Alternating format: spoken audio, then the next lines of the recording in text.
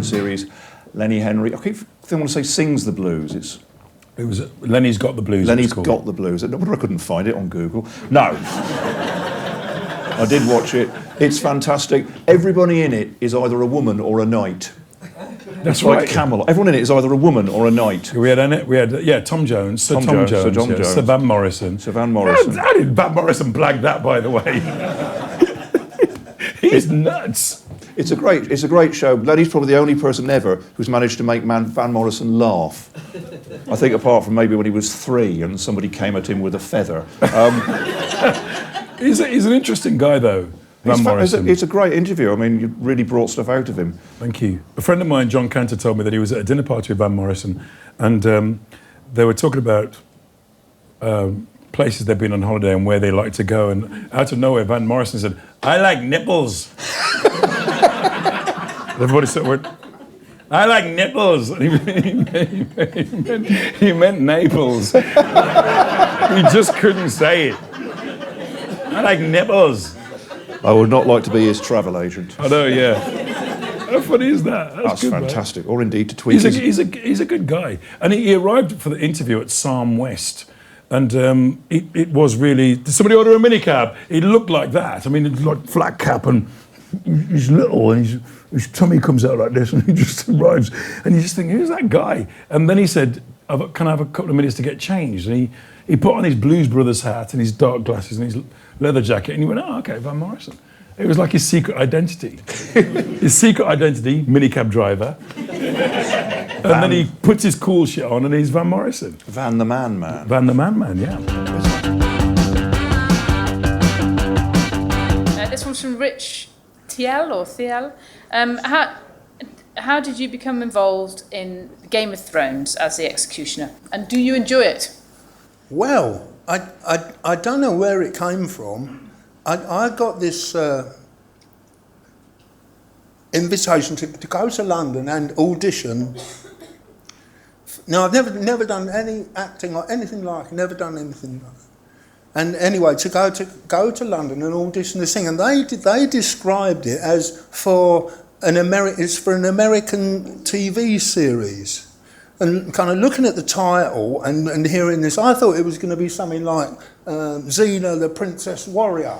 And I thought, yeah, I'll do that. I'll probably get a leather jacket out of it anyway, like something like that. So I'll go and do it. Now I went there. When I got there, I was the only one. There weren't people auditioning. I was the only one. I mean, I think they'd obviously picked me, and they just wanted to check me out because there's one guy in a room with a video camera, and he's first of all he's saying things to me. I just look in the camera. I look in the camera, and he's telling me a little bit about this character who's supposed to be like a nasty piece of work, and then he runs through a short piece of a scene with me where he's saying his side of this dialogue, and basically what he's supposed to be, the character is supposed to be winding me up. And so he's saying this thing. So all I did was I looked at the camera, and in my mind I'm thinking, you fucking cunt, I'm going to have you. and I got the job.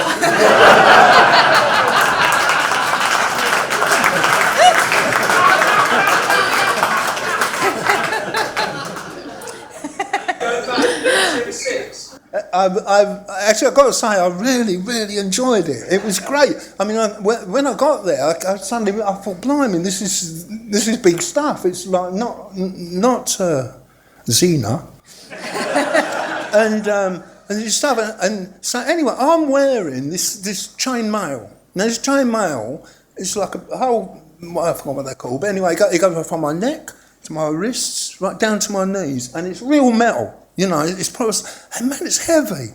And you know, notoriously with filming, you're spending a lot of your time just waiting, while they do. Well, you just stand there, my fucking back is aching, and you're standing, hard, back hurting, and then you think, oh man, I can't have a rest. So you want to sit down. No, you can't sit down. Why? Because you've got this stupid bloody sword going diagonally across your back. And you can't sit down. Oh man, it really hurt. And there's another thing what they don't teach you in history lessons is that we're all in this room, are crowded with warriors and that, right? And we all got swords, and you keep kind of getting tangled up and that. So all back then, in the days of yore, everybody was constantly going, sorry, excuse me. Anyone ever try to get Sid off heroin? Yeah, of course, but, you know, listen, the poor fucker was doomed. His mother was a registered heroin addict, and so where do you really go from it? I'll tell you, listen, I thought about this, and I would have... You know, it drove me nuts for years. It really, really hurt when he died and all of that. Thinking about what I could have done more for him. He was fucked from the beginning. When your mother's, like, fucking fiddling with that stuff to you. And it was, like, a really not great moment. Like, the Sid was about, I don't know, maybe it was 16th or 17th birthday, right? It's hard to remember other than how ugly the situation was. It really, really hurt, right? We'd been up all night running around Acne and doing what, you know, fucking lads do in Acne. And went back to Sid's mum's house. Thought we'd play some music and, you know, and just drink some beers. And she goes, "Happy birthday, Sid." "Oh, thank you, Mum. What is it?" And it was a little bag of fucking heroin with a couple of needles, right? And this is a long time before the Pistols now, right? And he goes, "Oh, don't worry, John." You know, she means well. It's just going to help me relax later. And, you know, and I let that one go, and I should have fucking exploded at the time, because I know better. But Sid's mum was very ungenerous anyway. You'd be out all night and she'd be there. She's very, very toffee-nosed about herself. And she'd have one particular instance, I remember this. It was she'd cooked devilled kidneys for Sidney Vicious. And I had no concept of, like, what that was, you know. I mean, like, I love offal. It's awful. I hate it. Right, and but this Mediterranean dish thing, and she goes, "Oh yes, it's a recipe I learnt in Ibiza," but there was none for me, you know. And for instance, when Sid had come to my parents' house, there'd always be something for everyone, right? And that's the environment he was brought up in, that unsharing. Just for him, but cold and unemotional and detached, and making him feel terrible, like his mates were embarrassed. And she never, ever, ever did anything to try and correct making him feel not special, but unspecial because of that. So poor Sid really, really went through it, right? He's my mate, and he'll always be my mate forever and a day. But when parents do that to you, it sets you off on such a fucking, like, bad trip, right? And I got to tell you, there was nothing ungenerous about Sid, but his mother was, right? And she fucking gave him smack, you know? That fucking bitch needed to be smacked senseless.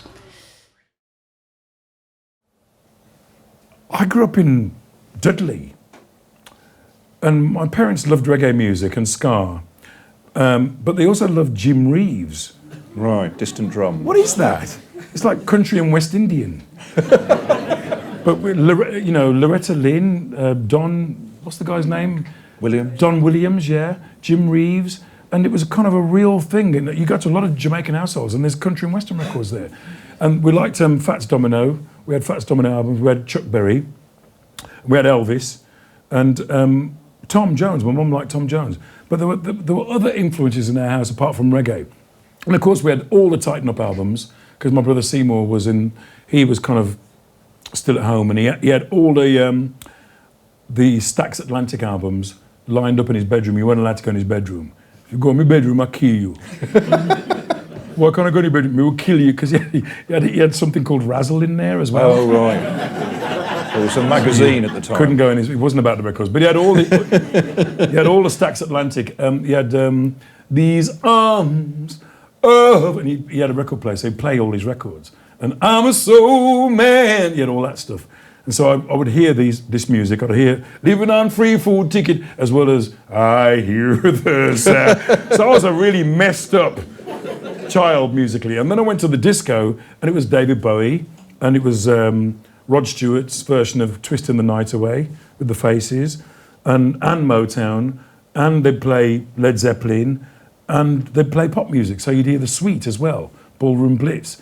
So I was bombarded with all kinds of music growing up. So I didn't have the thing of going to church, and I did go to church, and a big woman fell on me, and I never went again. My memoirs, chapter 1. Jamaican church is so dangerous, man. You've got to be careful who you stand next to. If you stand next to the big lady who perspires a lot, at some point she's going to get the spirit, which is, you don't know what this is, do you? I don't know. The spirit, it's like if you will have seen it on True Blood or something, but there's a bit in True... You know True Blood, the opening credits where there's a woman going, ah! That's the spirit. It's like God enters you, although I sometimes think they've had too much coffee. Right. Make I have another cup of coffee this morning before I go to church. Because the spirit enters them and they kind of go into, Lord God, Jesus Christ, oh, Jesus Christ, Lord God. And then they go, ah, and faint on you. Right. And I was only 9 and I was like, God damn, get off me, woman. I think it's time for our first question of the evening. So I didn't, what I'm saying is that there wasn't a churchy, gospel-y thing. I didn't go to church and go, I didn't do that. So everything I was doing, small Gene snuck off to the city, as well as James Brown and Motown. That was mine. Do you think if Ray Charles had heard Blockbuster, that soul would have changed his life, wouldn't it? Would have changed everyone's life. She just doesn't have a clue what to do.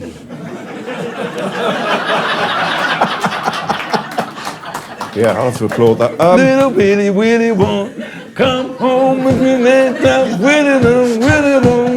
I love that song.